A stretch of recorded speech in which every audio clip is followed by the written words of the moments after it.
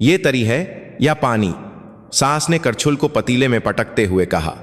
20 साल हो गए तुझे यहां आए, लेकिन आज भी वही ढाक के 3 पात। सुबह 5 बजे से मैंने तरी के लिए मसाले भूने थे। भटूरे का आटा गूंथ गूंथ कर मेरी पीठ पसीने से तर हो गई थी, लेकिन बदले में मिली तो बस एक गहरी ठंडी सांस। मायके जाने की खुजली मची है, सब जानती हूं। ब्याह कर आई लकी हर वक्त मायके की रट लगाए। शोभा देता है क्या? मेरी आंखों में आंसू भर आए। ललती मेरी थी, 20 साल हो गए थे, एक बार भी जो नहीं जा पाई थी। फिर एक दिन उन्हीं सास ने मेरे हाथ में एक पुराना डिब्बा थमाया और सिर्फ 3 शब्द कहे, तरी ले जा। उस डिब्बे को खोलते ही मैं वहीं मीन पर बैठ गई। यह कहानी 20 साल पहले शुरू होती है।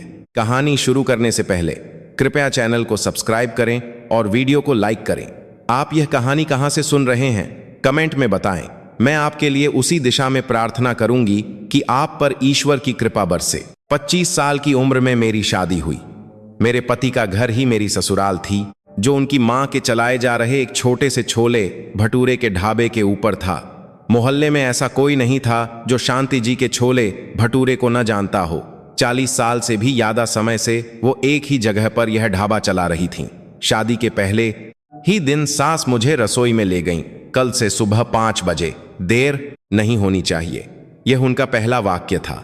स्वागत है नहीं, बहुत काम करना पेगा नहीं, सीधा सुबह 5 बजे। बस वहीं से शुरुआत हुई। उसके बाद 20 सालों तक एक भी दिन ऐसा नहीं गया जब मैं सुबह 5 बजे न उठी हूं। सास आटा गूंथती तो मैं तरी के लिए मसाले चाहती, सास भटूरे बेलती तो मैं सलाद और चटनी तैयार करती। दोपहर का काम तुम होता तो शाम की तैयारी, शाम का काम तुम होता तो बर्तनों का ढेर, और जब बर्तन धुल जाते तो अगले दिन की सब्जियां काटना। रात 10 बजे के बाद ही मैं अपना एप्रन उतार पाती थी। कोई दिन ऐसा नहीं था जब मेरी पीठ पसीने से भीगी ना हो। कोई सर्दी ऐसी नहीं थी जब मेरे हाथ फटे ना हो। गर्मियों में भट्ठी के सामने सांस लेना मुश्किल हो जाता था, और सर्दियों में सुबह के ठंडे पानी से हाथ फटकर खून निकलने लगता था। फिर भी मुझे कोई शिकायत नहीं थी। मैंने सोचा कि यह परिवार का काम है और यह मेरा भेर है। तकलीफ किसी और बात की थी। सास ने कभी एक बार भी तारी का एक शब्द नहीं कहा। मैं तरी बनाती तो वो चक्कर मुंह बना लेती। फीकी है, दोबारा बनाती तो कहती नमक ते है। मैं सलाद बनाती तो एक टुकड़ा उठाकर कहती, ये खिलाएगी तू ग्राहकों को? 20 साल हो गए थे, 20 सालों में एक बार भी नहीं।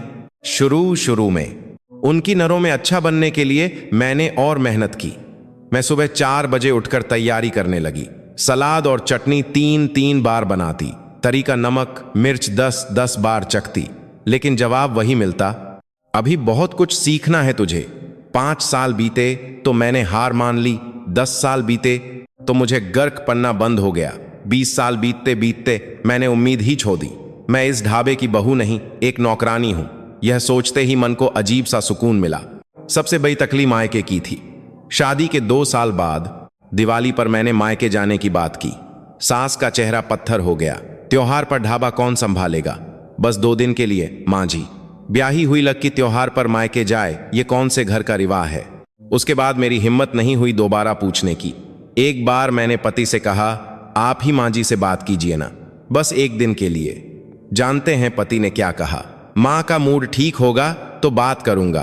वो मूड ठीक होने वाला दिन कभी नहीं आया। 2 साल 5 साल में बदले, 5 साल 10 में, और 10 साल 20 सालों में।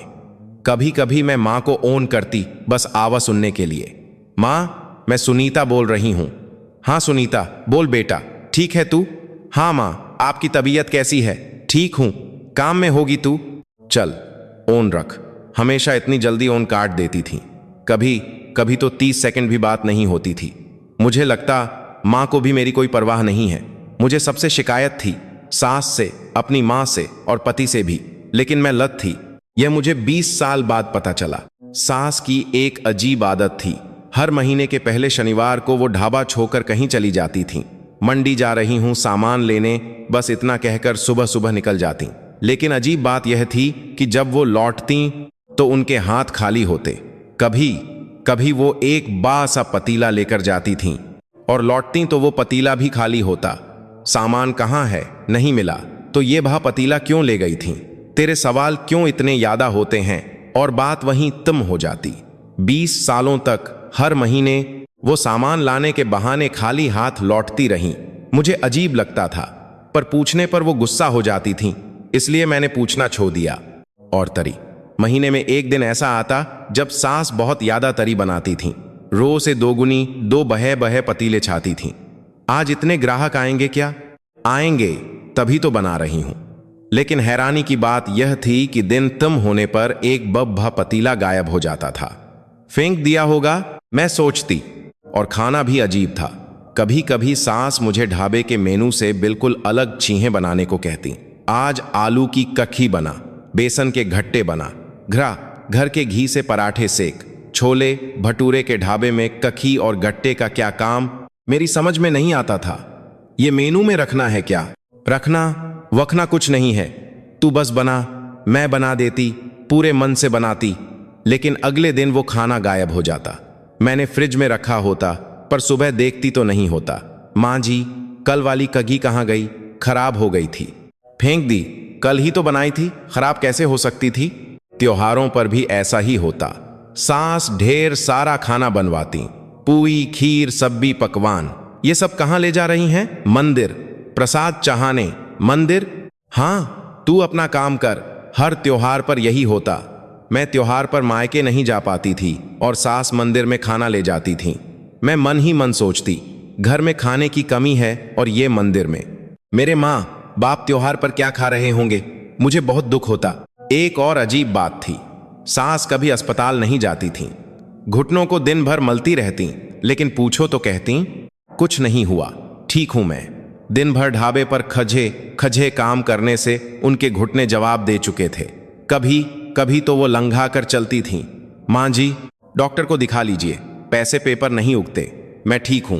पति भी कहते तो टाल देती, राजेश बकवास बंद कर और डिलीवरी देने जा। वो कभी टैक्सी भी नहीं लेती थीं, बस स्टॉप थोड़ा दूर था, लेकिन वो लंगाते हुए भी पैदल ही जाती थीं। माँ जी, ऑटो कर लीजिए। ऑटो वाला फोकट में ले जाएगा क्या?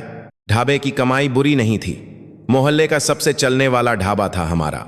फिर भी वो इतनी कंजूसी क्यों करती थी, मैं समझ नहीं पाती थी।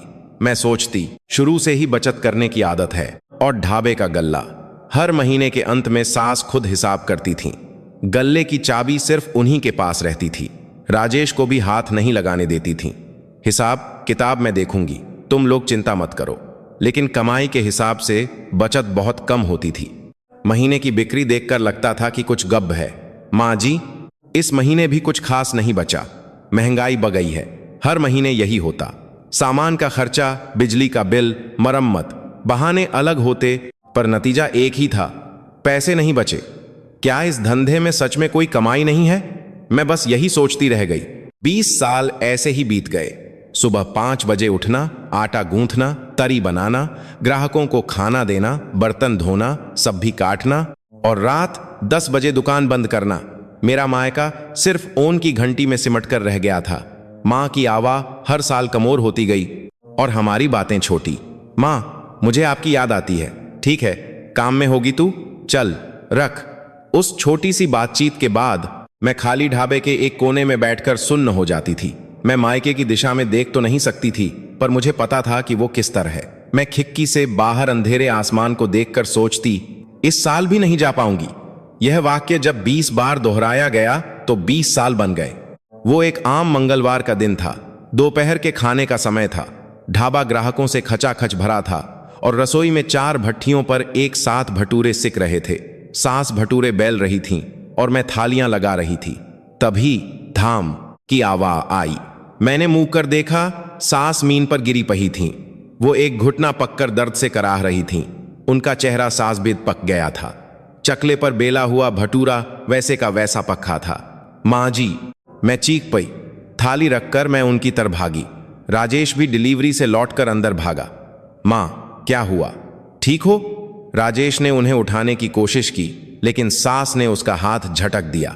कुछ नहीं हुआ, हट। लेकिन वो ठीक नहीं थी। उनका बायां घुटना आलू की तरह सूज गया था। मैंने पहली बार देखा था। मुझे नहीं पता था कि उनके घुटने की हालत इतनी खराब है। माँ जी, अस्पताल चलना होगा, ग्राहक इंतजार कर रहे हैं, पहले भटूरे सेक। सास मीन पर बैठे बैठे यह कह रही थीं। सूजे हुए घुटने को पककर उन्हें अपनी चिंता नहीं, भटूरों की पई थी। राजेश ने सहारा देकर उन्हें कुर्सी पर बिठाया। वो बार बार मैं ठीक हूं कहती रहीं, लेकिन खई नहीं हो पा रही थीं। उस दिन दोपहर का सारा काम मैंने अकेले किया। मैं भटूरे बनाने में कच्ची थी, पर तरी तो बनी हुई थी। सास कुर्सी पर बैठी मुझे देखती रहीं, एक शब्द भी नहीं बोली, कोई ताना भी नहीं। यह और भी डरावना था। उनका ताने न देना किसी बभी अनहोनी का संकेत था। शाम को ढाबा बंद करके जब मैं साई कर रही थी, सास ने मुझे आवाज दी, सुनीता। मैं चौंक गई। मुझे याद नहीं कि उन्होंने मेरा नाम पिछली बार कब लिया था। हमेशा ए या ओ या फिर बिना किसी संबोधन के बाद शुरू करती थीं। जी, माँ जी। सास कुर्सी पर बैठी मुझे देख रही थी। उनकी आंखों में कुछ अजीब था। ठंडक नहीं थी, पर गर्माहट भी नहीं थी। ऐसा लग रहा था जैसे वो कुछ बहुत बहादर्द अपने अंदर छिपा रही हों। कल ढाबा बंद रहेगा।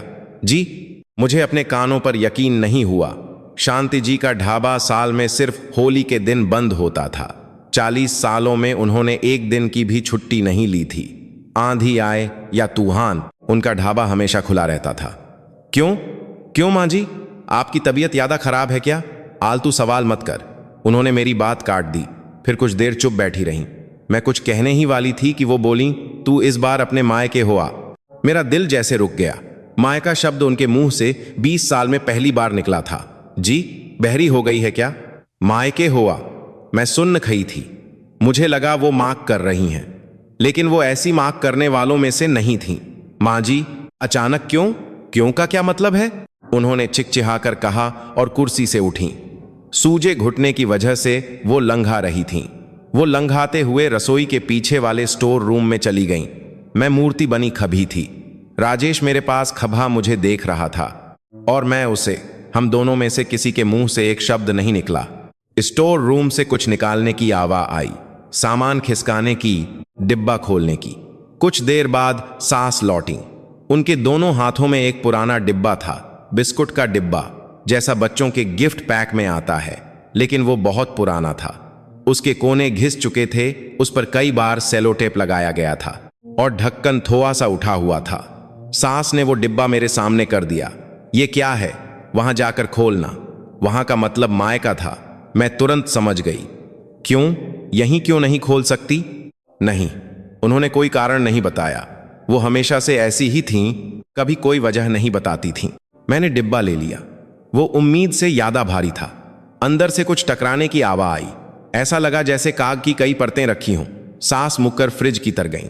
बा वाला फ्रिज खोलकर उन्होंने अंदर से एक बा प्लास्टिक का डिब्बा निकाला, तरी का डिब्बा।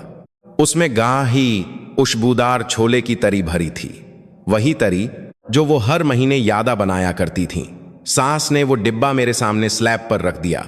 धम्म की भारी आवाज हुई और उन्होंने मुझे एक बार देखा, सिर्फ एक बार। तरी ले जा, बस 3 शब्द। 20 साल बाद मायके भेजते हुए उन्होंने सिर्फ इतना ही कहा।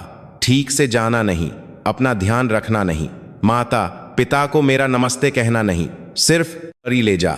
मेरी आंखों में फिर आंसू आ गए, लेकिन इस बार दुख से नहीं, मुझे गुस्सा आया। 20 साल तक जानवरों की तरह काम करवाया, एक बार भी नहीं भेजा, और अब भेजते हुए भी प्यार के 2 बोल नहीं। ये औरत कभी नहीं सुधर सकती। मैंने सोचा, ठीक है, जाती हूं। बस इतना कहकर मैं मुंह गई। एक हाथ में डिब्बा, दूसरे हाथ में तरी का पतीला। दरवाजे से निकलते हुए मैंने पीछे मुड़ कर नहीं देखा। मुझे देखना चाहिए था। अगर मैंने देखा होता तो मुझे दिखता कि सास दरवाजे से टेक लगाकर अपने होंठ भींचे खई थीं। एक हाथ से अपना सूजा हुआ घुटना पके, दूसरे हाथ से दीवार का सहारा लिए वो उस दरवाजे को देख रही थीं जहां से मैं निकली थी। उनकी आंखें भीगी हुई थीं। यह मुझे बहुत बाद में पता चला। अगले दिन सुबह मैं बस में बैठी। सुबह की पहली बस थी। 6:10। बस अड्डे पर ज्यादा लोग नहीं थे। एक हाथ में पुराना बिस्कुट का डिब्बा, दूसरे में तरी का पतीला। दोनों भारी थे। पतीला इतना भारी था कि दोनों हाथों से उठाना पड़ रहा था, लेकिन डिब्बे को रखने की जगह नहीं थी, इसलिए मैंने उसे गोद में दबा रखा था। मैं खिड़की वाली सीट पर बैठ गई। तरी का पतीला घुटनों पर रख लिया और डिब्बा बगल वाली सीट पर। बस चल पई। खिड़की के बाहर शहर पीछे छूटने लगा। हाईवे आया और फिर खेत दिखने लगे। 20 साल बाद मैं 25 साल की उम्र में इसी रास्ते से आई थी। तब दिशा उल्टी थी, मायके से ससुराल। एक ट्रक में रजाई गद्दे लादकर पिताजी ड्राइव कर रहे थे और मां बगल में बैठी थीं। तब जो खेत खिड़की के बाहर दिखे थे अब वो दूसरी तरफ से घुर रहे थे। नहरा वही था पर कुछ भी पहले जैसा नहीं था। तब मैं 25 साल की दुल्हन थी और अब 45 साल की एक थकी हुई औरत। बस में शांति थी, कुछ ही सवारियां थीं। पीछे कोई खर्राटे ले रहा था और आगे धीमे धीमे रेडियो बज रहा था। मैं बाहर देखते हुए सोच रही थी, क्या माँ बूढ़ी हो गई होंगी? क्या पिताजी अब भी बगीचे में काम करते होंगे? क्या हमारे घर का दरवाजा अब भी नीले रंग का है? जितना सोचती उतना ही गला भर आता। 20 साल में सब कुछ बदल जाता है। मैं भी तो बदल गई थी। 25 साल की नई नवेली दुल्हन 45 साल की अधे औरत बन गई थी। 2.5 घंटे बाद बस कस्बे के बस स्टॉप पर रुकी। वहां से मैंने गांव जाने वाली बस पकी। वो छोटी सी बस हर आधे घंटे में आती थी और कच्चे रास्ते पर हिचकोले खाती हुई चलती थी। अब खिड़की के बाहर का नहारा बदल गया था। खेत छोटे हो गए थे, खाली घर यादा दिख रहे थे। दरवाहों पर जंगली घास उगी हुई थी, छतें धंस गई थीं, खिड़कियों के शीशे टूटे हुए थे। 20 साल पहले ऐसा नहीं था। गांव बूढ़ा हो गया था। इंसानों से पहले घर बूढ़े हो जाते हैं। मेरे मन में याद आया। मैं गांव के मुंह पर उतर गई। यहां से मेरा घर 10 मिनट की दूरी पर था। तरी का पतीला बहुत भारी था। मैंने डिब्बे को बगल में दबाया और पतीले को दोनों हाथों से उठाया। 100 मीटर चलती, फिर रुककर सांस लेती। सांस हर महीने यह वन लेकर आती थी। अचानक यह याल मेरे दिमाग में कौन था? तब मुझे नहीं पता था कि गांव की एक चाची ने उन्हें भय पतीले के साथ आते देखा था। लेकिन यह सोचकर ही अजीब लगा कि 70 साल की एक बूढ़ी औरत इतना वर्ण कैसे उठा सकती है। फिर मैंने इस याल को झटक दिया। सास यहां क्यों आएंगी? हो ही नहीं सकता। गली मुड़ते ही मेरा घर दिखा। मैं रुक गई। दरवाजा नीला नहीं था, हरा हो गया था। पेंट उख रहा था और नीचे से नीला रंग झोंक रहा था, पर किसी ने ऊपर हरा रंग पोत दिया था। दीवारें छोटी लग रही थीं, या शायद मैं बही हो गई थी। 25 साल की उम्र में ये दीवारें बहुत ऊंची लगती थीं। दरवाजे के बाहर गमले रखे थे, गेंदे के फूल, पीले गेंदे माँ को बहुत पसंद थे। यह देखते ही मेरे पैरों में जैसे जान आ गई। माँ अभी यहीं है। मैंने दरवाजा धकेला। चर्र की आवाज हुई। यह आवाज भी वैसी ही थी। आंगन दिखा, छोटा सा। इतना छोटा था क्या? यादों में तो यह बहुत बड़ा आंगन था, पर असल में तो 5-6 दम में तम हो रहा था। कौन है? अंदर से आवाज आई। धीमी चाल के दमों की आहट पास आई। बरामदे पर कोई आया। पिताजी थे। उनकी कमर झुकी हुई थी। मेरी यादों वाले पिताजी की कमर सीधी थी। वो बहे और मजबूत इंसान थे जो बगीचे में कुदाल चलाते थे। आज उनकी कमर कमान की तरह झुकी हुई थी। मुझे लगा था उनके सिर पर बाल नहीं बचे होंगे, पर साइड में थोड़े से थे, सजेद बाल, कुछ गिने चुने। पिताजी, यह एक शब्द कहते कहते मेरा गला रूंध गया। पिताजी बरामदे के किनारे खड़े मुझे देख रहे थे। नर कमोर हो गई थी शायद। उन्होंने आंखें सिकोकर देखा। सुनीता है क्या? हाँ पिताजी, मैं हूं सुनीता। पिताजी की आंखों के कोने कांप उठे। उनका मुंह खुला और बंद हो गया। वो कुछ कहना चाहते थे, पर आवाज नहीं निकली। पिताजी बरामदे से उतरने लगे। एक दम रखते ही वो लखा गए। मैंने तरी का पतीला नीचे रखा और भागकर उन्हें संभाला। पिताजी, आराम से। मैंने उनकी बांह पकी। बहुत पतली हो गई थी, मेरी उंगलियों में समा रही थी। इन्हीं हाथों से वो कुदाल चलाते थे। आ गई मेरी बेटी। पिताजी बस इतना ही कह पाए। उनकी आवा फटी हुई थी। माँ कहाँ है? अंदर है। उन्होंने अंदर की तरफ आवा लगाई, लेकिन आवा में पहले जैसी कपक नहीं थी। पहले तो वो आंगन से आवा लगाते थे तो पूरा मोहल्ला सुनता था। सुनती हो? सुनीता आई है। अंदर से कुछ खटर पटर की आवाज आई। काई देर लगी। पहले तो वो दौड़कर बाहर आ जाती थीं। दमों की आहट धीमी थी, घिसटकर चलने जैसी। दरवाजा खुला और माँ बाहर आईं। उनके बाल पूरी तरह सजेद हो चुके थे। एक भी काला बाल नहीं था। 20 साल पहले उनके काले छोटे बाल थे। उनका चेहरा छोटा हो गया था, गाल पिचक गए थे, आंखें अंदर धंस गई थीं। लेकिन जैसे ही उन आंखों ने मुझे देखा, वो बदबी हो गईं। सुनीता, माँ। मैं उद को रोक नहीं पाई। आंसू एक साथ फूट पे। मैं माँ की तरफ भागी। बरामदे पर चक्कर मैं उनसे लिपट गई। माँ छोटी हो गई थी। उनका सिर मेरे सीने तक आ रहा था। पहले तो वो मुझसे लंबी थीं। आ गई मेरी बच्ची। माँ मेरी पीठ थपथपा रही थी। उनके हाथों में जान नहीं थी, हल्की सी थपकी। माँ, मैं आ गई। हाँ बेटा, आ गई तू। मैं कितनी देर रोई मुझे नहीं पता। मैं बरामदे पर बैठकर माँ से लिपट्टी रोती रही। पिताजी पास खजे चुपचाप मेरी पीठ सहलाते रहे। काजी देर बाद मैंने आंसू पोंछे। मैंने मां का चेहरा ध्यान से देखा। गालों पर झाइयां बा गई थीं, होठों के पास की लकीरें गहरी हो गई थीं, पर उनकी आंखें वैसी ही थीं। मुझे देखने वाली वो आंखें गर्म और नम, वो 20 साल पहले जैसी ही थीं। खाना खाया? मां का पहला सवाल यही था, बिल्कुल सास जैसा। एक ने ठंडेपन से पूछा था, दूसरी ने प्यार से। बात एक ही थी, पर एहसास कितना अलग था। नहीं, अभी नहीं, अंदर आ, मैं खाना लगाती हूं। मां उठने लगी तो किसी ने उन्हें सहारा दिया। एक अनजान औरत थी, 50 के आस पास की। उन्होंने मां की बांह पककर उन्हें खगा किया। उन्होंने हरे रंग की कोटी पहनी थी। ओह, तो ये हैं आपकी बेटी। मैं उन्हें पहली बार देख रही थी। मां कीजिएगा। आप कौन हैं? वो औरत मुस्कुराई। मैं यहां इनकी देखभाल करती हूं, दाई हूं। दाई? मैं हैरान रह गई।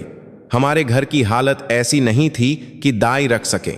पिताजी की खेती के अलावा आमदनी का कोई घरिया नहीं था। आपको किसने भेजा है?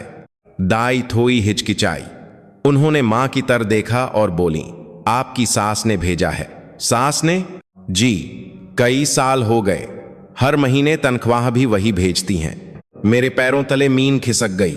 मैं बरामदे के किनारे बैठ गई। तभी दरवाजे के बाहर से आवाज आई, सुनीता। सुनीता आई है क्या?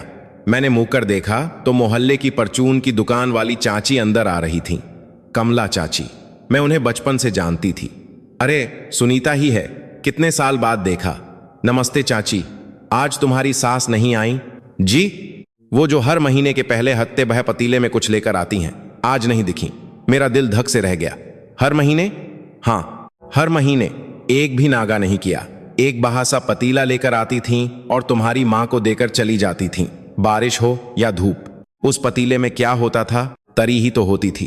तुम्हारी मां उसे खाकर एक कटोरी सूप थम कर देती थी। तरी। सास हर महीने जो यादा तरी बनाती थीं, जो बहा पतीला गायब हो जाता था, वो यहां आता था और साथ में खाना भी लाती थीं।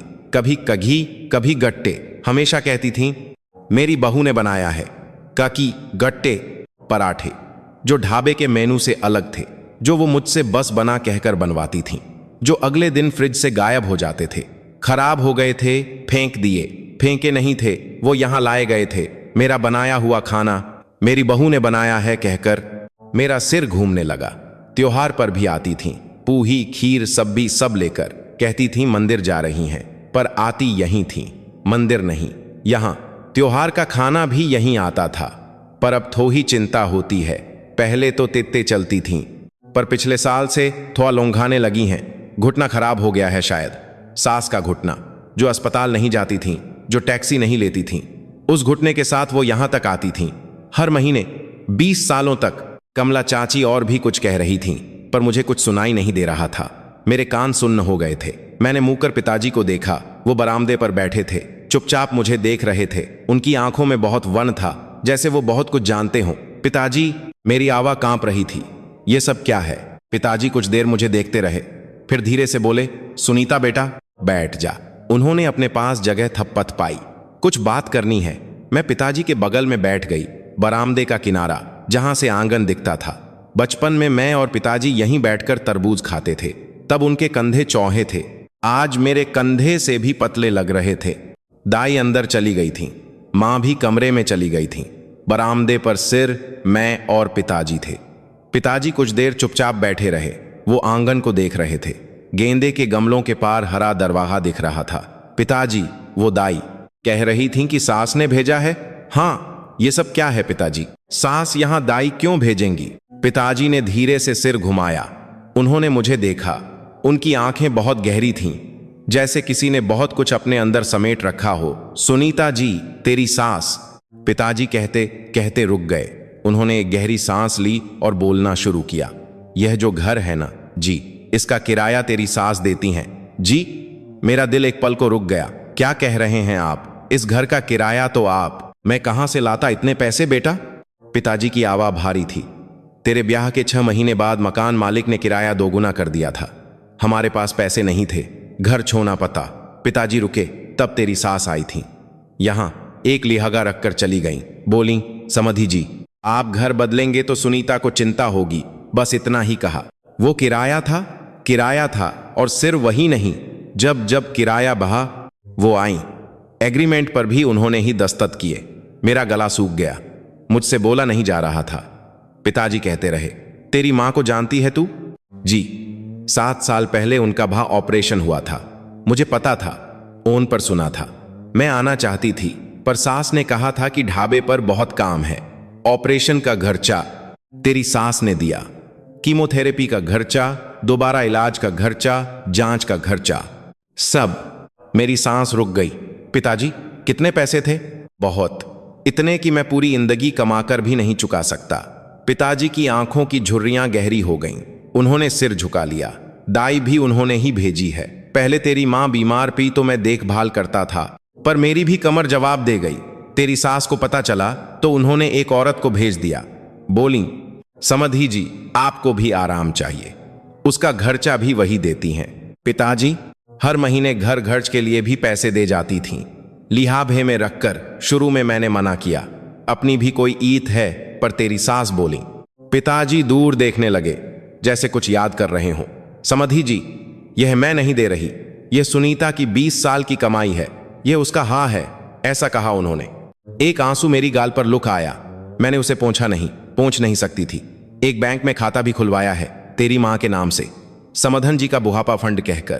कहती थीं, हम बूढ़े होकर सुनीता पर बोझ नहीं बनने चाहिए। सास ने मेरे मां बाप के बुढ़ापे के लिए फंड बनाया? हाँ। पिताजी ने धीरे से सिर हिलाया। और गुद? पिताजी की आवाज भर आई। गुद एक पैसा खर्च नहीं किया। टैक्सी के पैसे बचाने के लिए घुटने में दर्द के बावजूद बस से आती थीं। यहां तक आने में बस से 3-4 घंटे लगते हैं। हर महीने आती थीं वो भारी पतीला लेकर। मेरे पैरों में जान नहीं बची। मैंने हाथ से बरामदे का सहारा लिया। 4 घंटे सिर्फ आने में, हाँ, तो आने जाने में 8 घंटे। 8 घंटे हर महीने, हाँ। हर महीने के पहले शनिवार को एक भी दिन नहीं चूकी। मंडी जा रही हूं, खाली हाथ लौटने वाली सास। बहा पतीला लेकर जाकर खाली पतीला लेकर लौटने वाली सास। वो यहां आती थीं 8 घंटे बस में सर करके, घराब घुटने के साथ, हर महीने 20 सालों तक। पिताजी, यह कितनी बार हुआ? 240 बार। यह संख्या मेरे कानों में तीर की तरह चुभी। 240 बार, 20 साल गुणा 12 महीने। सुनीता, पिताजी ने मेरा हाथ पका। उनका हाथ खुरदुरा और सूखा था। तेरी सास न होती। पिताजी ने सांस ली तो न यह घर होता और न तेरी मां। यह सुनकर मैंने होंठ भींच लिए। अगर मैं खुद को न रोकती तो वहीं गिर जाती। डिब्बा। पिताजी ने मेरे पास रखे पुराने बिस्कुट के डिब्बे की तरफ इशारा किया। खोल उसे। तेरी सास ने कहा था ना, वहीं जाकर खोलना। मेरे हाथ कांप रहे थे। मैंने डिब्बे को घुटनों पर रखा। पुराना बिस्कुट का डिब्बा, जिसके कोने घिस चुके थे, जिस पर कई बार टेप लगा था, जिसका ढक्कन उठा हुआ था। मैंने टेप उतारना शुरू किया। पुराना टेप चटक कर टूट रहा था। मैंने नाखून से धीरे धीरे ढक्कन खोला। अंदर काग भरे थे। सबसे ऊपर एक मुहा हुआ काग था। मैंने उसे निकाला, खोला। किराए का एग्रीमेंट था। इसी घर का पता लिखा था। किराएदार के कॉलम में पिताजी का नाम और गारंटर के कॉलम में सास का नाम था। उनकी मोहर लगी थी, लाल मोहर, सास की मोहर। एक ही एग्रीमेंट नहीं था, उसके नीचे एक और, फिर एक और। हर बार किराया बनने पर नया एग्रीमेंट। सब पर सास का नाम था, सब पर सास की मोहर थी। मेरे हाथ इतने कांप रहे थे कि काग खखगा रहे थे। एग्रीमेंट के नीचे से मैंने कुछ और निकाला। अस्पताल के बिल थे, एक पूरा बंडल, रबर बैंड से बौंधा हुआ। रबर बैंड इतना पुराना हो गया था कि छूते ही टूट गया। इतने पुराने थे वो बिल। मैंने एक एक करके देखे। ऑपरेशन का बिल, सास के नाम से पेमेंट, कीमोथेरेपी का बिल, पहला, दूसरा, तीसरा, सब सास के नाम से। दोबारा इलाज का बिल, सास का नाम, जांच का बिल, सास का नाम, दवाइयों का बिल, सास का नाम, दाई का बिल, सास का नाम। एक भी बिल ऐसा नहीं था जिस पर उनका नाम न हो। मेरी आंखों के आगे धुंध छा गई। बिलों पर मेरे आंसू गिरे। मैंने जल्दी से उन्हें हटाया, कहीं फैल न जाएं। ये सास की 20 साल की अमानत थी। उसके नीचे से बैंक की पासबुक निकली। कवर पर बैंक का नाम लिखा था। नाम के कॉलम में मां का नाम और एक नोट लिखा था, हाथ से। समधन जी का बुढ़ापा, सास की लिखावट थी, टी मई। मैं 20 सालों से उस लिखावट को देख रही थी। ढाबे के मेनू पर लिखी हुई लिखावट, आज का गास लिखकर ब्लैकबोर्ड पर टोंगने वाली लिखावट, पासबुक के अंदर एक चिट्ठी थी, मुई हुई। मैंने खोली। जब तक सुनीता आए इन पैसों से आराम से रहिएगा, आपकी समधन। एक छोटी सी चिट्ठी, सिर्फ 2 लाइनें, पर उन 2 लाइनों ने मेरा दिल निचो दिया। जब तक सुनीता आए। सास जानती थी कि एक दिन मैं आऊंगी और तब तक मेरे माँ बाप ठीक रहें, इसलिए यह सब किया। पासबुक के नीचे से 3 डायरियां निकलीं, छोटी छोटी। उनके कवर फट चुके थे। पहली डायरी के कोने सबसे ज्यादा घिसे हुए थे, वो सबसे पुरानी लग रही थी।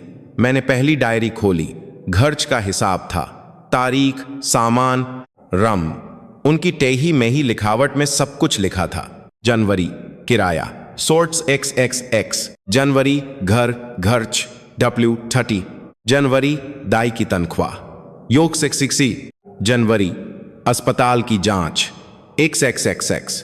हर महीने यही जर्च दोहराया गया था। मैंने पन्ने पलटे, अगला महीना, फिर अगला। एक डायरी में 1 साल का हिसाब भी पूरा नहीं था, इसीलिए 3 डायरियां थीं। मैंने दूसरी डायरी खोली, वही हिसाब जारी था। बीच में एक बब्बी रम लिखी थी, ऑपरेशन XXXX पाइल। उसके बगल में छोटे अक्षरों में लिखा था, समधन जी का ऑपरेशन सफल रहा। तीसरी डायरी सबसे नई, आखिरी पन्ने तक भरी हुई थी और हर पन्ने पर सबसे नीचे एक ही चीज लिखी थी, हर बार। सास का जेब खर्च व 0, हर महीने 0, जनवरी 0, फरवरी 0, मार्च 0। 20 सालों तक 240 महीनों के हिसाब में सास ने अपने ऊपर 1 रुपया भी खर्च नहीं किया था, बस के किराए के अलावा। और वो बस का किराया भी उन्होंने टैक्सी न लेकर बचाया था।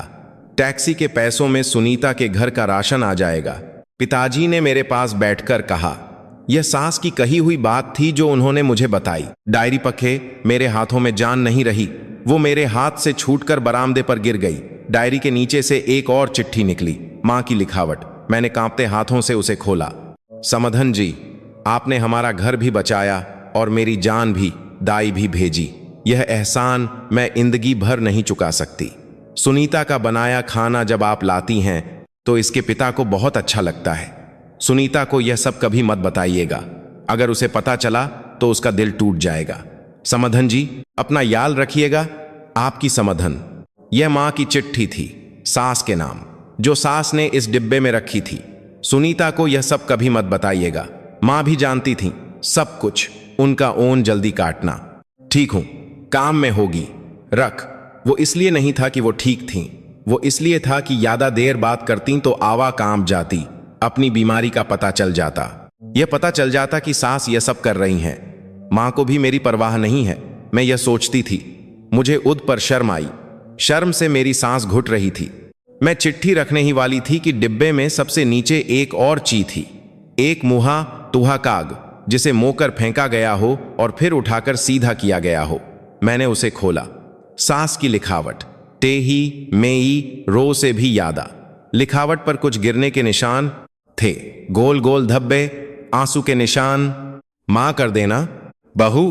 पहली लाइन यही थी, तेरी मां ने कहा था, सुनीता का याद रखना, उसे मत बताना कि मैं बीमार हूं। चिंता करेगी तो ससुराल में उसका मन नहीं लगेगा। मैंने कहा था, मैं करूंगी, मैं उसकी जगह जाऊंगी, मैं उसका घर संभालूंगी, पर मुझे मां कर देना। मैं तुझसे कभी प्यार से बात नहीं कर पाई, कभी तेरी तारी नहीं की। मुझे डर था कि तारी करूंगा तो तू कमोर पा जाएगी, तारी करूंगा तो तुझे मायके की याद आएगी, तो तेरी तकली और बक जाएगी। इसीलिए हमेशा गवाही बोला, जान बूझकर। यह सही था या लत, मुझे नहीं पता।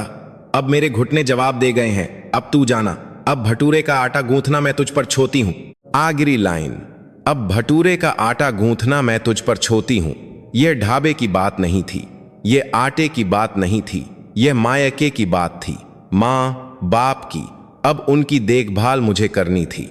20 साल जो काम सास करती रहीं, अब वो नहीं कर सकती थीं, क्योंकि उनके घुटने जवाब दे गए थे। अब वो बस में सिर नहीं कर सकती थीं। तरी ले जा, उन 3 शब्दों का मतलब अब मुझे समझ आया। अपनी मां की पसंदीदा चीज ले जा। 20 साल तक सास जो तरी उद बनाकर गुद लेकर आती थीं, अब वो नहीं आ सकती थीं, इसलिए बहू को गुद ले जाने को कह रही थीं। वो ठीक से जाना ही था उनके तरीके से। मैं रो पी। मैं डिब्बे को सीने से लगाकर रोई। मैं आवा दबाना चाहती थी पर दबा नहीं सकी। मैं बरामदे पर सिर पटक पटक कर रोई। 20 साल मैंने 20 साल उनसे नरत की। हर सुबह उठकर उन्हें कोसा। मेरे साथ ही ऐसा क्यों करती हैं? क्यों कभी मेरी तारीफ नहीं करती? क्यों मुझे मायके नहीं जाने देती? और जिस वक्त मैं उन्हें कोस रही थी वो बस में बैठी थीं। 240 बार किराया दे रही थीं, इलाज का खर्चा दे रही थीं, दाई भेज रही थीं, पैसे जो रही थीं, तरी बना रही थीं। मेरा बनाया खाना मेरी बहू ने बनाया है कहकर ले जा रही थीं। एक पैसा उद पर खर्च किए बिना, एक बार टैक्सी लिए बिना, एक बार अस्पताल गए बिना, सूजे हुए घुटनों के साथ बस में सर कर रही थीं। मैं कोस रही थी और वो बस में सर कर रही थीं। अभी बहुत कुछ सीखना है तुझे, वो जो 20 साल तक कहती रहीं। शायद वो खाने की बात नहीं थी, अभी बहुत कुछ सीखना है। शायद इसका मतलब था अभी मेरे आने का समय नहीं हुआ है, अभी मैं जा सकती हूं, अभी यह काम मैं करूंगी। शायद, मुझे नहीं पता। यह तो सास से पूछने पर ही पता चलता और वो कभी जवाब नहीं देती। मैंने 20 साल नखरत की, 20 साल लत समझा। मेरी पूरी जवानी बीत गई, 25 साल से 45 साल तक। इस दौरान मैं सास से नखरत करती रही और वो मेरी जगह मेरे इस घर को संभालती रहीं, बिना एक शब्द कहे। 240 बार बस में सर करके। मैं कितनी देर रोई मुझे नहीं पता। सूरज ढल रहा था। जब मैंने रोना शुरू किया था तब दोपहर थी। अब आंगन में साया लंबा हो गया था। गेंदे के गमलों पर शाम की धूप पा रही थी। पिताजी मेरे पास ही बैठे थे, बिना कुछ कहे। दाई का रखा हुआ पानी का गिलास बरामदे पर पा था। वो कब रख कर गईं मुझे नहीं पता। पानी ठंडा नहीं रहा था, मतलब कागी देर हो गई थी। मैंने एक घूंट पानी पिया, गला सूज गया था। रो रो कर कुछ भी निगलना दर्द दे रहा था। मैंने डिब्बे का सामान एक एक करके वापस रखा। एग्रीमेंट, अस्पताल के बिल, पासबुक, 3 डायरियां, मां की चिट्ठी, सास का नोट। एक एक चीज रखते हुए मैंने उनके कोने मिलाए जैसे सास ने रखे थे। तीनों डायरियों में पहली वाली के कोने सबसे ज्यादा घिसे हुए थे। वो इसे बार बार खोलकर देखती थीं, हिसाब मिलाती थीं कि कुछ छूट तो नहीं गया। मैंने सास का नोट आयर में रखने से पहले एक बार और पा। मां कर देना बहू। पहली लाइन पत्ते ही फिर आंसू आ गए। आंखें इतनी सूज गई थीं कि अक्षर धुंधले दिख रहे थे। बार बार पोंछने पर भी सार नहीं दिख रहे थे। मैंने नोट को डिब्बे में रखा और ढक्कन बंद कर दिया। डिब्बे को गोद में रखकर मैं आंगन को देखने लगी। शाम गहरी हो रही थी। हरे दरवाजे के ऊपर आसमान नारंगी हो गया था। होन करूं, यह याल आया। सास को होन करना चाहिए। क्या कहूंगी? कहने को बहुत कुछ था, पर कहां से शुरू करूं समझ नहीं आ रहा था। धन्यवाद, यह बहुत हल्का शब्द था। मां कर दीजिए, यह भी नहीं। आपने बताया क्यों नहीं? यह सवाल उनसे करने का नहीं था। क्यों नहीं बताया? यह तो मैं जान गई थी। मैंने ओन निकाला, सास का नंबर मिलाया, कॉल बटन पर उंगली रखी पर दबा नहीं पाई। क्या कहूंगी? पहला शब्द क्या होगा? मैंने ओन नीचे रख दिया। कुछ देर बैठी रही, फिर उठाया, फिर रख दिया। तीसरी बार जब उठाया तो आंखें बंद करके बटन दबा दिया। Train train train. 3 घंटे के बाद होन उठा। क्या है? सास का पहला शब्द, हमेशा की तरह रूखा, छोटा, बिना किसी भाव के। पर आज यह क्या है मुझे अलग लगा। आवा वही थी, शब्द वही था, पर डिब्बा खोलने से पहले और अब के क्या है मैं गर्क था। माँ जी, मैं बस इतना ही कह पाई। मेरी आवा फट गई। पहुंच गई जी। चक्कर तो नहीं आए? यह सुनकर मेरी आंखें फिर भर आईं। चक्कर? सास ने मुझसे चक्कर के बारे में पूछा। 20 साल में पहली बार। नहीं। खाना खाया? जी। झूठ था, मैंने कुछ नहीं खाया था। पर अगर मैं नहीं कहती तो वो कहती। बिना खाए क्या कर रही थी? तरी दी मां को? अभी नहीं, रात को गर्म करके दूंगी। तरी में पहले प्यार डालना। तेरी मां को प्यार की खुशबू पसंद है। मेरा दिल धक से रह गया। मां को प्यार की खुशबू पसंद है, यह सास को पता था। 20 साल तक हर महीने तरी लाकर उन्हें पता चल गया था कि मां को क्या पसंद है। जी तो ठीक है। सास ओन काटने वाली थी। मुझे महसूस हुआ अगर अभी बात कट गई तो मैं कभी नहीं कह पाऊंगी। मां जी क्या? मैंने डिब्बा खोल लिया। ओन की दूसरी तरफ सन्नाटा छा गया। कोई आवाज नहीं, सांस की भी नहीं। मां जी मुझे सब पता चल गया। सास ने कोई जवाब नहीं दिया। 5 सेकंड। 10 सेकंड लंबी आमोशी। मुझे लगा ओन कट गया। मैंने ओन कान से हटाकर स्क्रीन देखी, कॉल चल रही थी। मैंने वापस कान पर लगाया। माँ जी, आप सुन रही हैं? क्या पता चल गया? आवाज बदल गई थी। रूखापन था पर पतली हो गई थी, हमेशा से धीमी। सब कुछ, किराए का एग्रीमेंट भी, अस्पताल के बिल भी, पासबुक भी, डायरियां भी, और आपका लिखा हुआ नोट भी। और लंबी आमोशी। मैं गुद को रोक रही थी। रोऊंगी तो सास को अच्छा नहीं लगेगा, वो आंसुओं से निगृत करती थीं। रोने से भूख मर जाती है, वो कहती थीं। पर मैं रोक नहीं पाई। माँ जी, मेरा गला भर गया। माँ जी, 240 बार, 20 साल में 240 बार आप यहां आई, घुटने में दर्द के बावजूद।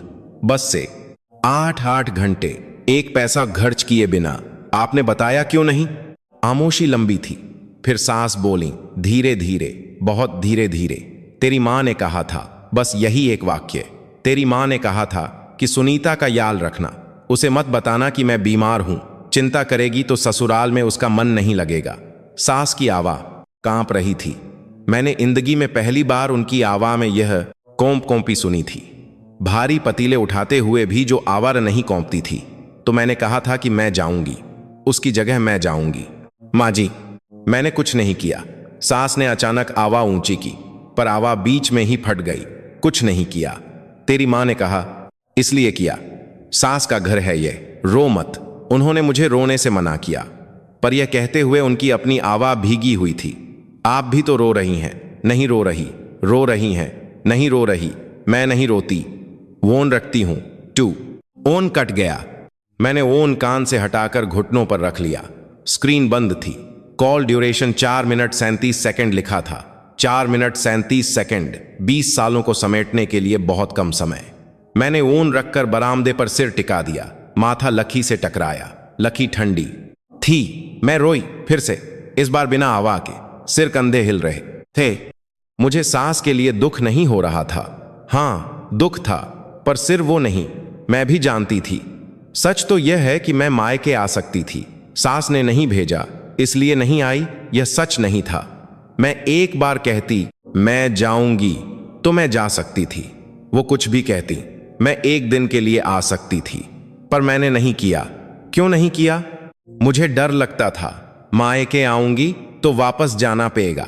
वापस जाऊंगी तो फिर वही ढाबा, सुबह 5 बजे आटा तरी ताने।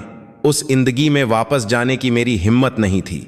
मायके आकर मां को देखूंगी तो कह दूंगी मैं यहीं रहूंगी, वापस नहीं जाऊंगी। अगर ऐसा होता तो मेरी ससुराल ही तम हो जाती, मेरी जिंदगी बिखर जाती। इसलिए मैं नहीं आई। मैंने सास का बहाना बनाया। सास नहीं जाने देती।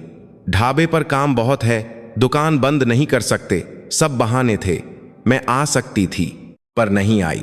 वापस जाने की हिम्मत नहीं थी। क्या सास यह जानती थीं? जानती होंगी, इसीलिए तो वो मेरी जगह आई। बहू नहीं आ सकती थी तो सास आई। बहू देखभाल नहीं कर सकती थी तो सास ने की। बहू तरी नहीं बना सकती थी तो सास ने बनाई। हर महीने 240 बार, 8 घंटे घराब घुटने के साथ। यह सच कि सास ने मेरी जगह यह सब किया। इससे ज्यादा तकलीफ इस बात की थी कि मैं खुद नहीं आई। पिताजी ने मेरी पीठ सहलाई बिना कुछ कहे। उनके बाएं खुरदुरे हाथ मेरी पीठ पर धीरे धीरे घूम रहे थे। कई देर बाद मैंने सिर उठाया। आसमान में अंधेरा हो गया था। एक तारा चमक रहा था। मैंने बरामदे पर बैठे बैठे उस तारे को देखा। मेरे हाथ में सास का नोट था। मुहा तुहा मां कर देना बहू, सास की लिखी वो पहली लाइन। उन्होंने माई मांगी थी मुझसे। 20 साल तक मेरी जगह आने वाली औरत, 240 बार बस में सर करने वाली औरत, एक पैसा झर्च न करने वाली औरत माई मांग रही थी। यह बात सबसे ज्यादा चुभी। माई तो मुझे मांगनी चाहिए थी, जो एक बार भी नहीं आई। सिर कोसती रही। अंदर से मां ने आवाज दी, सुनीता अंदर आ जा, रात हो गई। मां की आवाज धीमी थी। 20 साल पहले तो वो आंगन से बुलाती थीं तो सुनाई देता था। अब कमरे के अंदर से बुलाने पर बमुश्किल सुनाई दिया। जी मां, आती हूं। उठते हुए मैंने आसमान की तरफ एक बार और देखा, ढाबे की तरफ जहां सास थी। इस वक्त अकेले ढाबे की सज्जाई कर रही होंगी, सूजे हुए घुटने से लंगाते हुए। कुछ नहीं हुआ, मैं ठीक हूं कहते हुए। कल वापस जाकर क्या कहूंगी? मुझे नहीं पता था, शब्द नहीं मिल रहे थे। 20 साल के जज्बातों को कैसे बयान करूं, पर एक बात पता थी, कल मैं यह तरी उद्गर्म करके मां को दूंगी। जो काम सास ने 240 बार किया, इस बार मैं करूंगी। सिर्फ यह बात तय थी। मैं 2 दिन रुकी। उन 2 दिनों में मैंने मां को तरी बनाकर दी, सास के बताए अनुसार। पहले प्यार डालकर। मां ने तरी पीते हुए पूरी कटोरी तम कर दी। चम्मच रखते हुए बोली, बिल्कुल तेरी सास के हाथ का स्वाद है। यह सुनकर मेरा हाथ कांप गया। तरी एक ही थी, एक ही रेसिपी, एक ही ढाबे के पतीले में बनी हुई, बस लाने वाला इंसान बदल गया था। मैंने पिताजी को खाना बनाकर खिलाया, कट गट्टे पराठे, जो सास मुझसे अभ्यास के लिए बनवाती थीं। इनका ढाबे के मेनू से क्या लेना देना, मैं पूछती थी। पिताजी ने कही खाते हुए कहा, तेरी सास जो लाती थीं बिल्कुल वैसा ही स्वाद है। वो गुद बनाकर नहीं लाती थीं, मेरा बनाया हुआ ले जाती थीं। मुझे पता है, पिताजी ने धीरे से कहा। समधन जी हमेशा कहती थीं, यह मेरी बहू ने बनाया है, बहुत तारीफ करती थीं। मैंने चम्मच रख दिया, मुझसे और खाया नहीं गया, गला भर गया था। सास ने कभी मेरे मुंह पर मेरी तारीफ नहीं की थी, मेरे मुंह पर मेरी पीठ पीछे हर महीने इस घर में आकर यह मेरी बहू ने बनाया है कहकर मेरी तारीफ करती थीं। वही उनकी तारीफ थी जो वो मेरे मुंह पर नहीं कर पाती थीं, वो मेरी पीठ पीछे करती थीं। तीसरे दिन सुबह मैंने सामान बांधा, बैग हल्का था। लाई ही क्या थी, कुछ कपड़े और घूरत का सामान। भारी तो मेरा दिल था। आंगन में मां इंतजार कर रही थीं। दाई ने उन्हें सहारा दे रखा था। पिताजी बरामदे से नीचे उतरे। सुनीता, मां ने मेरा हाथ पकड़ा, पतला सा हाथ, नसें नीली दिख रही थीं। अपनी सास का याल रखना जी, वो न होती तो आज तेरी मां न होती। किराया, इलाज, दाई सब उन्हीं की देन है। मैंने कहा था, पर कहने से हर कोई नहीं करता। मां, और एक बात, मां ने मेरा हाथ और कसकर पका, मुझे मां कर देना। आप क्यों मांगी मांग रही हैं? ऊन जल्दी काटने के लिए, याद आती है ना कह पाने के लिए, सब जानते हुए भी अनजान बनने के लिए। मां के होंठ कांप रहे थे। यादा देर बात करती तो रो देती, बीमारी का पता चल जाता, तेरी सास का पता चल जाता। मैं जानती हूं मां, सब जानती हूं। मैंने मां को गले लगाया। छोटी सी, बहुत छोटी हो गई थी, जैसे छूने से बिखर जाएंगी। अपना याल रखना, फिर आना जी, जल्दी जल्दी आऊंगी। अब मां की पीठ सहलाते हुए मेरा हाथ कांप रहा था, जैसे छोना नहीं चाहता था। पिताजी पास आए, उनके हाथ में कुछ था, प्लास्टिक का डिब्बा। ये क्या है? तरी जी, जो तूने बनाई थी, बची हुई इसमें रख दी है। पिताजी ने डिब्बा मेरी तरफ बहाया, समधन जी के लिए। मेरी सांस रुक गई। तरी, जो सास 20 साल तक इस घर में लाती रहीं, आज वही तरी मैं उनके लिए ले जा रही थी। पिताजी, समधन जी हमारे लिए 240 बार लाई हैं, एक बार तो हमें भी भेजना चाहिए। पिताजी की आंखें नम हो गईं, उन्होंने चेहरा फेर लिया। मैंने तरी का डिब्बा ले लिया, भारी था।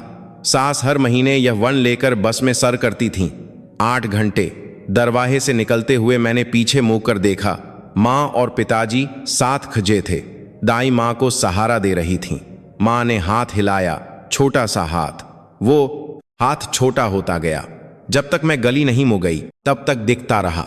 बस में मैं 3.5 घंटे रोई, खिड़की से बाहर देखते हुए, बिना कुछ सोचे। बस आंसू नहीं रुक रहे थे। किस बात का दुख था मुझे ठीक से पता नहीं था। सास का एहसान था, या मां बाप का बुढ़ापा, या 20 साल बर्बाद होने का अफसोस, या सास के साथ बुरा व्यवहार करने की शर्म। सब कुछ था, सब कुछ मिला जुला। शाम 7 बजे के आस पास मैं ढाबे के सामने पहुंची। बोर्ड पर लाइट बंद थी। आज बंद है का काग चिपका था। मैंने दरवाजा खोला, अंदर अंधेरा था। उन्होंने दुकान नहीं खोली थी। रसोई से आवाज आई बर्तन टकराने की। बिना लाइट जलाई रसोई में सास अकेले बर्तन सा कर रही थीं। वो लंगा रही थीं, बायां घुटना सीधा नहीं कर पा रही थीं। एक पैर ठीक से रखती, दूसरा घसीटती, फिर भी वो बर्तन पोंछ रही थीं, एक एक करके कपे से। मैं दरवाजे पर खड़ी उन्हें देखती रही। यह औरत, यह छोटी सी औरत, इस हराब घुटने के साथ 240 बार बस में बैठकर मेरे मायके गई, हर महीने बहा पतीला लेकर, एक पैसा खर्च किए बिना। मुझे अभी बहुत कुछ सीखना है कहते हुए। सास ने मेरी आहट महसूस की। उन्होंने मुकर देखा। आ गई, आवा रूखी थी, हमेशा की तरह। जी, देर कर दी। खाना खाया? खा लिया। बर्तन मैं कर दूंगी, तू जाकर आराम कर। सास फिर से बर्तन पोंछने लगी, जैसे कुछ हुआ ही न हो, जैसे कल ओन पर कोई बात ही न हुई हो। मैं दरवाजे पर ही खजी रही, मेरे पैर नहीं उठ रहे थे। माँ जी। क्या? ये। मैंने तरी का डिब्बा नीचे रखा, स्लैब पर। धम। सास ने डिब्बे को देखा, उनकी आंखें थोड़ी सी बही हुई, सिर एक पल के लिए, फिर वापस वैसी ही हो गईं। ये क्या है? तरी है, मैंने बनाई है। मैं तरी बनाकर क्या करूंगी? मेरे पिताजी ने भेजी है। सास का हाथ रुक गया, कब का पक्का हुआ हाथ हवा में ही रुक गया। समधन जी के लिए पिताजी ने भेजी है। सास बिना कुछ बोले डिब्बे को देखती रही, कुछ देर तक। वो बुढ़ा भी। उनकी आवाज धीमी हो गई, सुनाई भी नहीं दे रही थी। मैं सास के सामने जाकर खड़ी हो गई। वो मुझे नीचे से ऊपर देख रही थीं, छोटी सी थीं, मेरे कंधे तक भी नहीं आती थीं। मैं उनके पैरों में बैठ गई। रसोई का अर्श ठंडा था, ठंडा और सख्त। जिस अर्श पर सास तीखा 40 सालों से खड़ी थीं, ये क्या कर रही है? उठ माँ जी, उठ कहती हूं। माँ जी, मैंने 20 साल आपसे नहरत की। सास का चेहरा सख्त हो गया। हर सुबह उठकर आपको कोसा। मेरे साथ ही ऐसा क्यों करती हैं? क्यों कभी तारी नहीं करती? क्यों मायके नहीं जाने देती? पर आप तो मेरी जगह जा रही थीं। सास ने नहरें फेर लीं, खिड़की के बाहर देखने लगीं। अंधेरी खिड़की, जहां कुछ नहीं दिख रहा था। किराया भी, इलाज भी, दाई भी, बचत भी। हर महीने के पहले हफ्ते आप बस से जाती थीं, घुटने में दर्द के बावजूद टैक्सी के पैसे बचाकर तरी बनाकर ले जाती थीं। मेरी बहू ने बनाया है कहकर। सास की ठुड्डी कांप रही थी, उन्होंने होंठ भींच लिए थे। वो तेही से पलकें झपका रही थीं। एक पैसा उद पर भींच नहीं किया। डायरी में हर महीने शून्य लिखा। चुप हो जा, सास ने धीमी आवाज में कहा। चुप हो जा कहती हूं, कैसे चुप हो जाऊं? सुनीता, सास ने मेरा नाम लिया दूसरी बार। 20 सालों में 2 बार। तेरी मां ने कहा था, इसलिए किया। सास का घर है, मैंने कुछ नहीं किया। नहीं, मैंने ऊपर देखा। घुटनों पर बैठकर देखने पर सास और भी छोटी लग रही थीं। कहने से कोई ऐसा नहीं करता। क्या कहने से कोई 240 बार जाता है? क्या कहने से कोई 1 पैसा खर्च नहीं करता? क्या कहने से कोई टैक्सी नहीं लेता? क्या कहने से कोई 20 साल तक बिना कुछ बताए यह सब करता है? सांस के होंठ कांप रहे थे, उन्होंने भींच रखे थे, पर बीच से सांस निकल रही थी। माँ जी, वो सिर्फ कहना नहीं था, मेरी आवाज भी कांप रही थी। वो प्यार था। सास ने छत की तरफ देखा, आंखें बभी बघी कर लीं ताकि आंसू न गिरे। यह तरीका वो भी जानती थीं, पर काम नहीं आया। एक आंसू उनकी गाल पर लुक आया। उनकी झुर्रियों के बीच से धीरे धीरे मैंने सास का हाथ पक लिया। खुरदुरा, सूखा हाथ, जैसे सिर हड्डियां बची हों। इन्हीं हाथों से वो आटा गूंथती थीं, पतीले उठाती थीं, बस का हैंडल पकती थीं। सास ने अपना हाथ छुआने की कोशिश की, पर छुआ नहीं पाई। मैंने उनका हाथ नहीं छुआ। माँ जी, धन्यवाद। सास के हाथ में जो फोड़ था वो तम हो गया। उनका हाथ मेरे हाथ में ढीला पड़ गया और मैंने उन्हें गले लगा लिया। सास का शरीर अक गया, जैसे जिंदगी में कभी किसी ने गले न लगाया हो। उनकी बाहें सीधी थीं, फिर भी मैंने उन्हें नहीं छुआ। काजी देर बाद सास का हाथ ऊपर उठा, धीरे धीरे, बहुत धीरे धीरे मेरी पीठ पर आया। टक, 1 बार, टक टक, 2 बार, 3 बार। सास मेरी पीठ थपथपा रही थी, जैसे मां ने बरामदे पर थपथपाई थी। वही लई, टक टक। सास ने जिंदगी में पहली बार मुझे गले लगाया था, या शायद पीठ थपथपाई थी। वो इन सब चीहों में कच्ची थीं। मेरा कंधा भीग गया सास के आंसुओं से। वो बिना आवाज के रो रही थीं। कई देर हम ऐसे ही रहे, अंधेरी रसोई में, हम दोनों। सास ने पहले मुझे हटाया, धीरे से, नाक पोंछ अपनी जी सारी मेरे एप्रन पर लगा दी। मुझे हंसी आ गई। रोते रोते, ढाबा खोलना है कल से, 2 दिन बंद रहा, कल सुबह 4 बजे, समझी? सास ने कफे से चेहरा पोंछते हुए कहा। उनकी आवाज में नाक का सुर मिला हुआ था। आंखें लाल थीं, पर उनके होंठों के कोने हल्के से ऊपर उठे हुए थे। यह भाव मैंने 20 सालों में कभी नहीं देखा था। तभी दरवाजे पर आवाज हुई। माँ, राजेश था। पति अंदर आ रहा था। माँ, ढाबे की लाइट क्यों बंद है? सब ठीक तो है? राजेश रसोई में आया और हमें देखा। सास और मैं साथ खड़े थे और दोनों की आंखें लाल थीं। क्या हुआ? तुम लोग रो क्यों रहे हो? नहीं रो रहे, सास ने सपाट आवाज में कहा। उनकी आंखें खरगोश की तरह लाल थीं, फिर भी कह रही थीं कि नहीं रो रही। सुनीता, क्या हुआ? राजेश ने मुझे देखा। मैंने एक बार सास को देखा। उन्होंने मुंह फेर लिया, जैसे कह रही हूं जो करना है कर। मैंने राजेश को सब कुछ बता दिया। मायके का किराया, इलाज, दाई, बचत, डायरी, तरी, खाना, 240 बार बस का सिर, 0 जेब खर्च। राजेश का चेहरा सुनकर बदलता गया। पहले हैरानी, फिर आश्चर्य, फिर अविश्वास, और आखिर में राजेश की आंखें लाल हो गईं। मां, राजेश ने सास को देखा। सास ने पीठ फेर ली, सिंह की तरह मुंह करके खई हो गईं। मां, यह सब आपने अकेले किया 20 सालों तक? सास ने जवाब नहीं दिया। उन्होंने नल खोल दिया, बर्तन धोने लगीं, पानी की आवाज से बात को दबाना चाहती थीं। राजेश उनके पास गया, सिंक के बगल में खड़ा हो गया। मां, खाना खाया? नहीं खाया तो मैगी बना ले। मां, कल सुबह 4 बजे उठना है, जा सो जा। मां, धन्यवाद। सास के हाथ रुक गए। नल के नीचे पानी बर्तन पर गिरता रहा। सास मूर्ति बनी खई थी। किस लिए? सबके लिए। राजेश की आवा भर आई। मैंने उसे बहुत कम रोते देखा था। अपनी शादी में भी नहीं रोया था।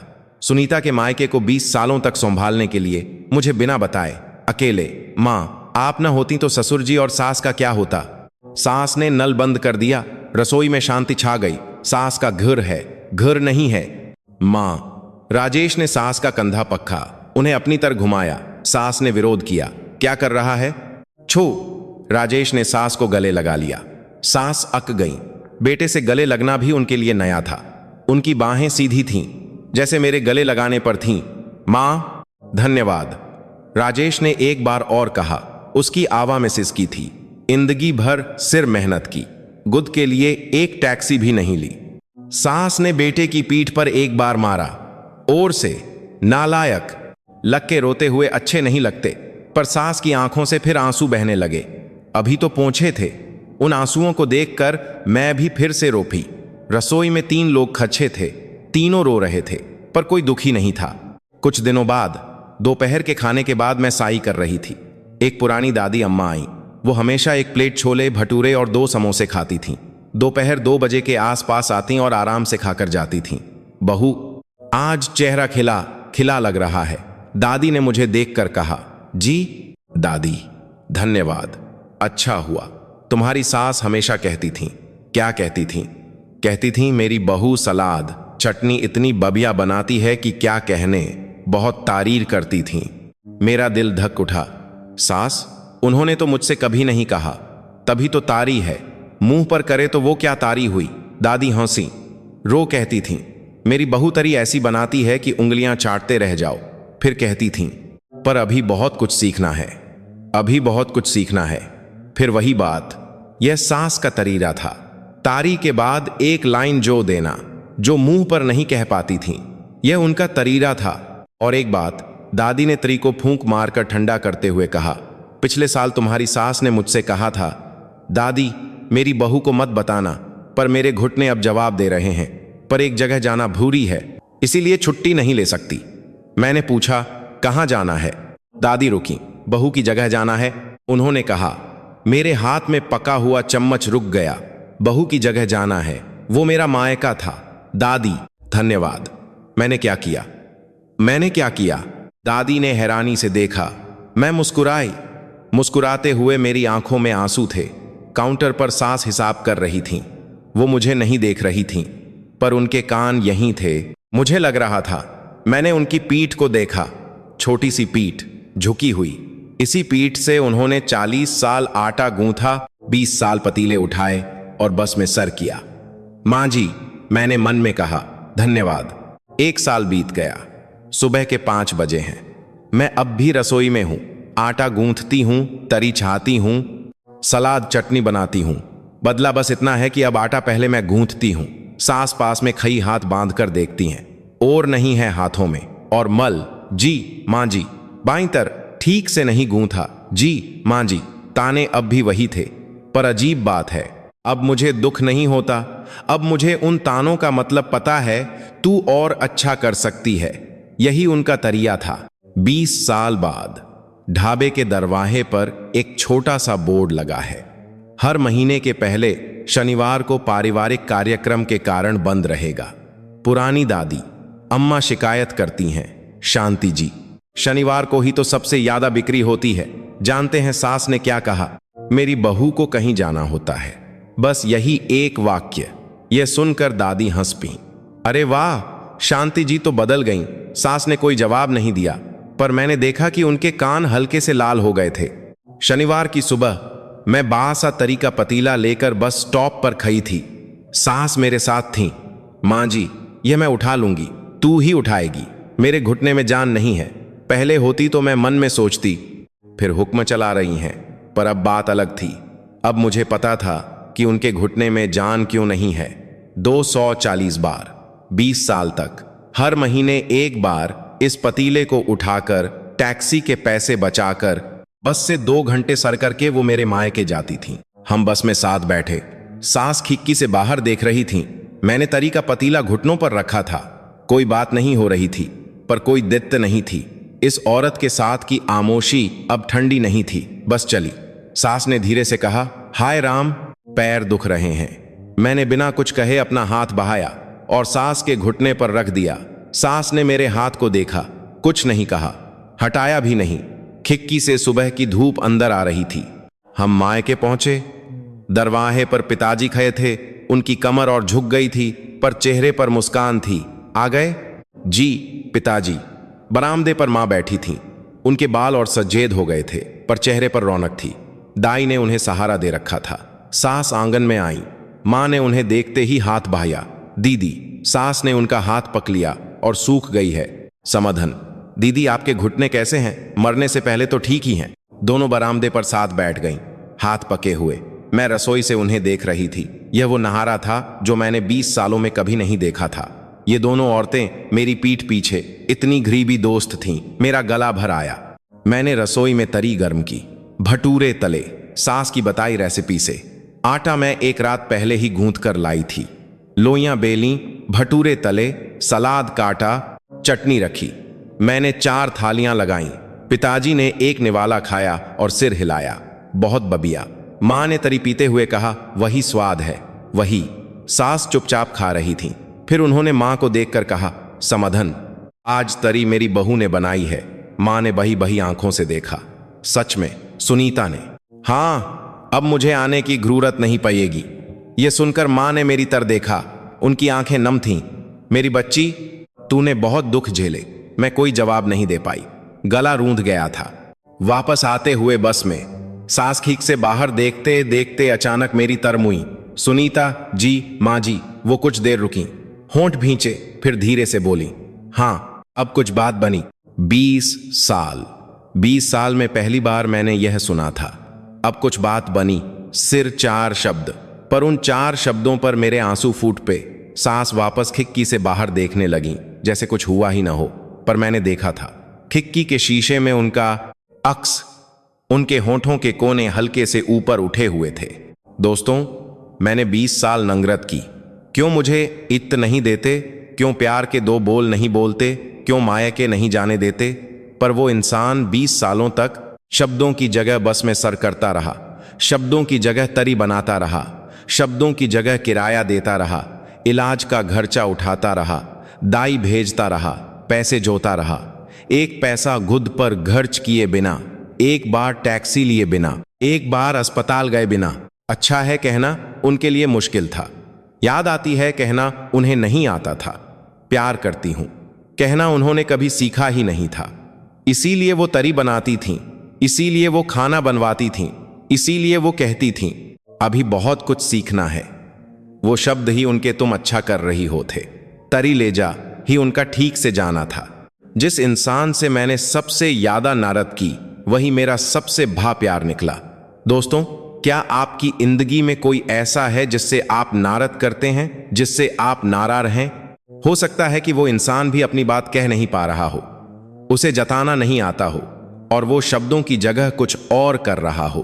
कभी कभी प्यार को शब्दों की जरूरत नहीं होती। आज भी सुनने के लिए आपका धन्यवाद। आप सब हमेशा खुश रहें।